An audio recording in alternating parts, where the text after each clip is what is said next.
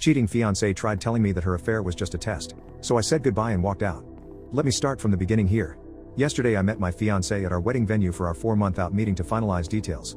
We drove to the venue separately because she was leaving straight from work. Towards the end of the meeting she let me know her friend was dropping off her rental car and needed a ride home and asked if it would be okay. I said yes, thinking nothing of it as it wasn't that far from our home and I know her friend well. I get home and tried to get in touch with her for the next 3 hours. No answer. At approx the 1:30 mark I texted her friend and asked if she had made it to her okay. I was very worried. My fiancé ends up coming home and says sorry it took longer than expected, she hung out with her friend for a bit before leaving. Okay, no biggie, just LMK next time please. Her friend gets back to me a few minutes later and says sorry I couldn't make it to the venue, didn't see your fiancé tonight. I asked her why she would say this and she said she didn't know, she can't control what her friend says, and walked outside. I'm sketched out AF by this point. I have never done this, but I looked at her phone records. Yes, I did and don't regret it. I saw that when she went outside she called her friend that had texted me right after she went outside. I also saw an hour-long call with a number I didn't know on the way to the venue.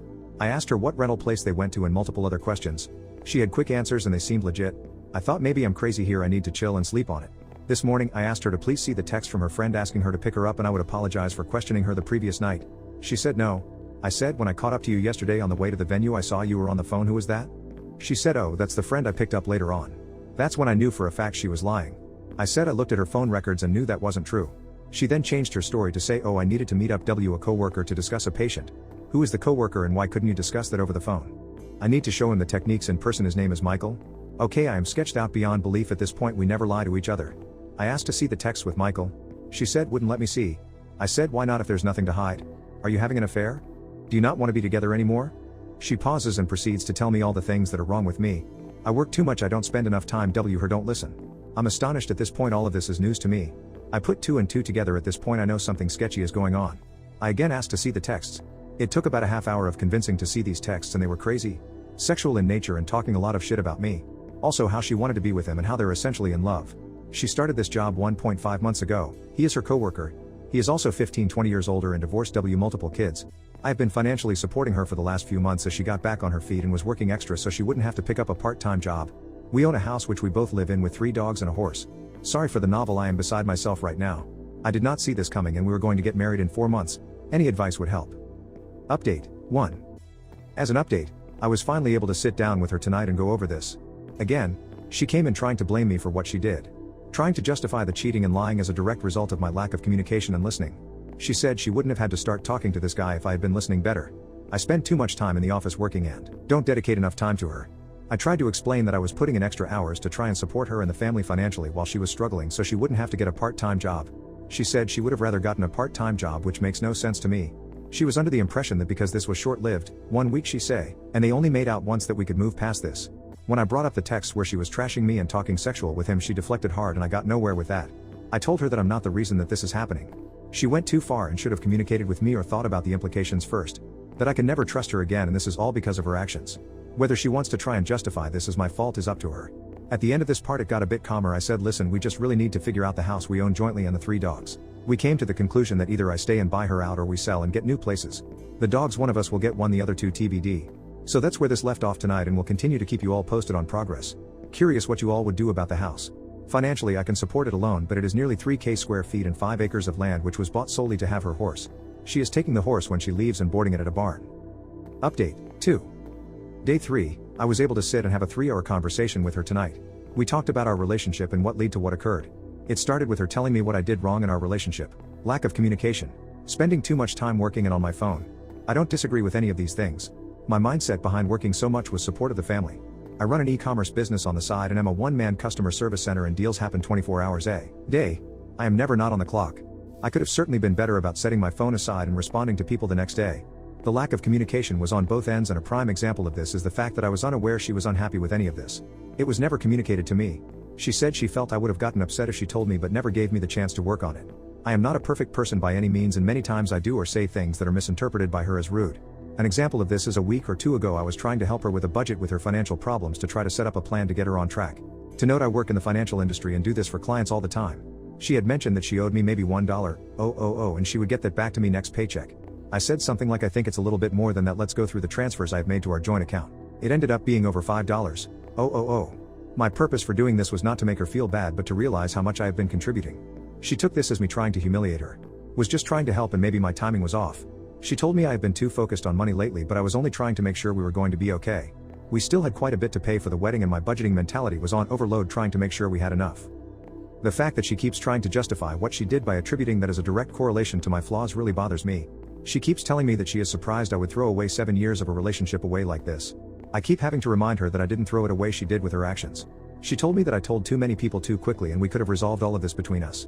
She also said that she wouldn't have had to talk to someone else if I was a better listener and communicator. I have finally determined the extent of the affair, which I actually believe based on the text that I read. They began talking 1-2 weeks before via duct text. I don't know if they had met up before outside of work, but this time around he had asked her to the park to play basketball and talk. She met up with him and they ended up making out. I truly believe it didn't go further than this yet. But it would have in the near future, I am sure. She says he is not her boyfriend. She also took off tonight and I have no idea where she is at, assuming with him or a girlfriend. It is an awkward living situation, but I am hoping this resolves in the near term. I do think she wants me to get back with her and try to repair that. I think that the main issue was a lack of communication that manifested for a long time. We got into a routine, lived our boring simple life, and meanwhile this problem was never discussed and grew over time. She acted out instead of talking to me and also lied to my face / talked a lot of shit about me behind my back. She can be very sneaky and I don't think I can fully trust her again. Obviously this would be the easiest thing to do, but I don't think I would ever be truly happy. Understanding the root cause has helped me feel better. If nothing else, it will allow me to address my personality flaws / communication issues and see things from another perspective. I started hitting the gym today and will keep a routine going. I also plan on picking back up on studying for my CFP designation. I took the week off of work to focus on my mental health. Today I called the wedding venue and officially canceled the date. We were able to get some money back but lost a bit unless the date can be resold to another couple. Unlikely. I also spoke with her parents again to keep them apprised. They live far away and I am sure are worried sick. I continue to let them know everything is fine and calm and they don't need to worry about their daughter. I did some research and with interest rates where they are today I will not be able to find a comparable house for the mortgage I pay for this. Can barely find an apartment for less nowadays. I think my best option is to try and buy out her share and have her find an apartment. She seems agreeable at this time. We will have an appraiser out to assess value and see what half of the equity would be and if that is doable for me. My questions to you all are, does this change your mind at all about the situation? Am I handling this properly? If not, what should I be doing different? Update 3. It's been nearly a month since this whole situation went down and I owe you all an update. Has been a very busy, emotional and eventful month. So I am not going to lie, the few days after this happened to me I was a pathetic mess groveling to get back with this cheating posse. It's embarrassing to admit, but it happened, and it was all part of the process of moving on. While in this vulnerable state I tried everything I could to do things right, make things better, but nothing worked. I was actually told that she had to make a decision, me or him, and she did the right thing choosing him. I think that's when I woke up and realized I had let my self-worth go down the drain and I needed to take a step back and really focus on me and what was best for me. It is hard after 7 years of doing everything for someone else, to focus on your own needs, but that's exactly what I have been doing since. I moved our joint savings accounts to my individual checking account. I did the math of what was owed to me and transferred half of the balance back to the joint account for her to take. I have been working out every day since this happened. It makes me feel good to not only improve how I look, but helps me continue to think clearly. I've gone suit shopping, for a massage, out with friends and family. Not only was this relationship isolating of my friends and family, which should have been a huge red flag, but I never did anything for myself. Buying clothes is just not something I would do. I was always worried about providing for my sig other and animals. I've been seeing a therapist, for the first time in my life, on a weekly basis. It helps me talk things out in my decision making. It is something I will probably continue to do after this situation resolves, just to continue to improve myself. Now for the bigger items, I am still living in the house with the ex. She is sleeping in the guest bedroom and we are at a point where the only communication is, did you feed the dogs? I think she is a terrible person and no matter what I say, in her mind, this is my fault. To accuse someone of being a bad communicator and then using that as an excuse to then not communicate her feelings to me and cheat is her being a hypocrite and an easy out in her delusional mind. I stopped bothering trying to reason with her because she is unreasonable. I have been keeping the ball rolling with listing the house for sale. I contacted an agent, had them come, and was happy with the proposed sale price. She then requests that I contact 2 other agents and get their opinions, one of which was recommended by her friend. Yes, I made all the calls, set up all the appointments and met with these people. This is how the relationship always was, and even though it's not fair, I've been willing to do it all to get the hell out of here. After meeting with all 3, we ended up going with the first agent. Pictures were taken on Sunday and the house was listed for sale Sunday night. Open house next Saturday. Already getting a lot of attention on the resites. She will be taking the horse to a barn somewhere TBD. I had a conversation about the dogs and offered to take one or none. She said she would take all 3 of them to keep them together. They are a happy bunch and I don't want to fight over taking one if that will break them up. It also selfishly allows me to pursue a clean start. Unexpectedly, I met someone about a week ago that I've been spending quite a bit of time with. I have no false expectations here, but am enjoying hanging out with her. She's been through a similar situation in the past and has been helping me through this. It's really eye-opening speaking with a kind, thoughtful and independent woman. It makes me realize what a narcissist my ex was.